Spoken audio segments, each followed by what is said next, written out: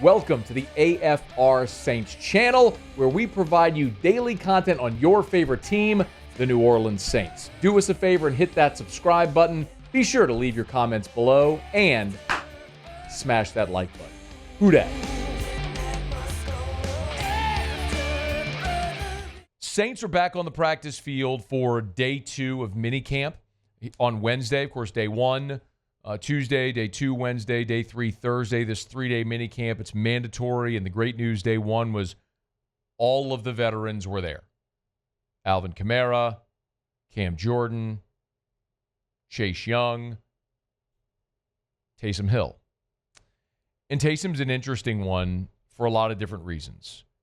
Some that you know, I mean, I don't have to spell it out, but of course, he's a fan favorite because of his versatility and the way he's taken to the community and been such a selfless player and all the different things he's done. And on top of that, he's been a great player on the field as well. I have lobbied, among others, that I think Taysom Hill should be in the Hall of Fame. And you can roll your eyes, but we had this conversation last season, and I would have never felt that way except for the fact that Devin Hester got elected as a return specialist. In no other way, as a receiver, as a running back, any other role that Devin Hester filled, he was not anywhere near a Hall of Famer. He was just elite at one thing, and that was returning kicks and punts. And there is precedent for a guy like Taysom Hill because Frank Gifford was the original Taysom Hill in the 1950s, and he's in the Pro Football Hall of Fame, and Taysom has had a more productive career than Frank Gifford did in the 1950s. So I don't mean to go down that path. Point is, a lot of people love Taysom Hill for a lot of good reasons. When Taysom Hill was injured at the end of the 2024 season, after, I shouldn't say at the end, he played in 8 games, halfway through the season, it sure felt like his time with the New Orleans Saints was probably done.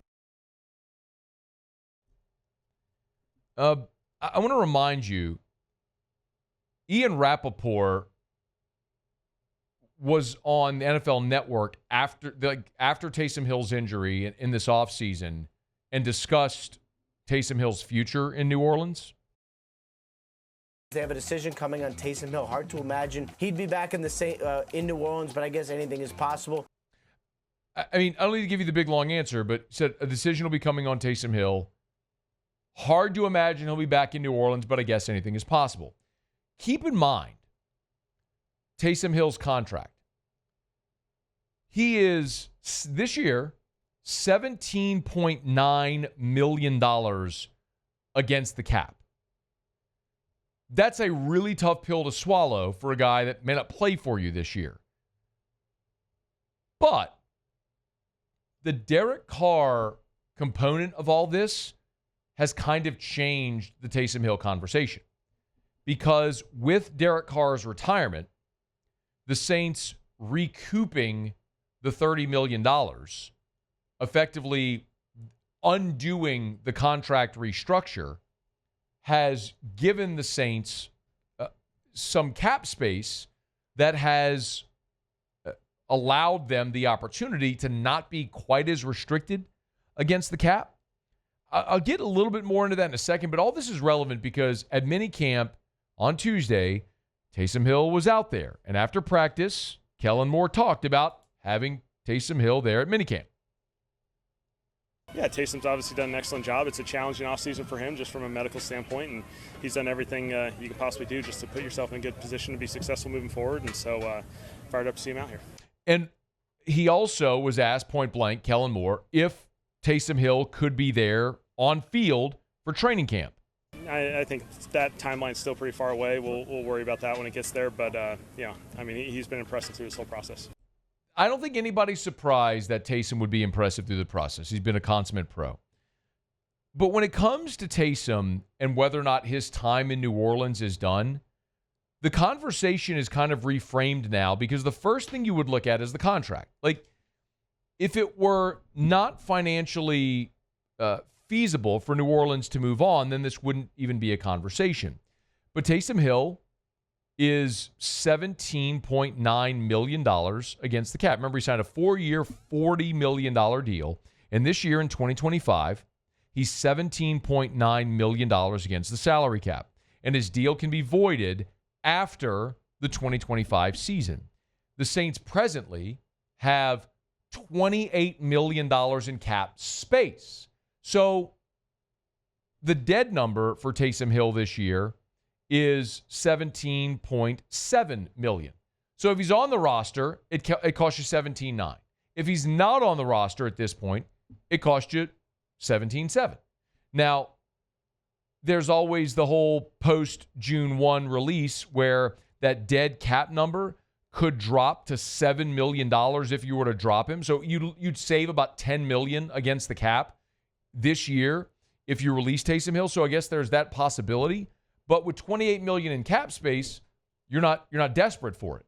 Really what it comes down to, and then you'd have your out after the 25 season, really what it comes down to is, can Taysom Hill get healthy enough in time to be a contributing player this season? Like, that's the question, because the financials aren't as big a deal now as it was before Derek Carr's retirement.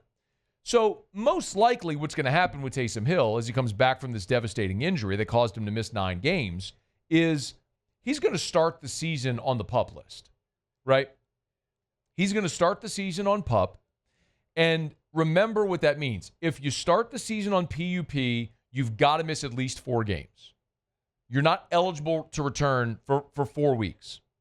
After that, you've got 5 weeks to open the practice window. And it's a 21-day practice window to ramp up that then you have to activate them or shut them down.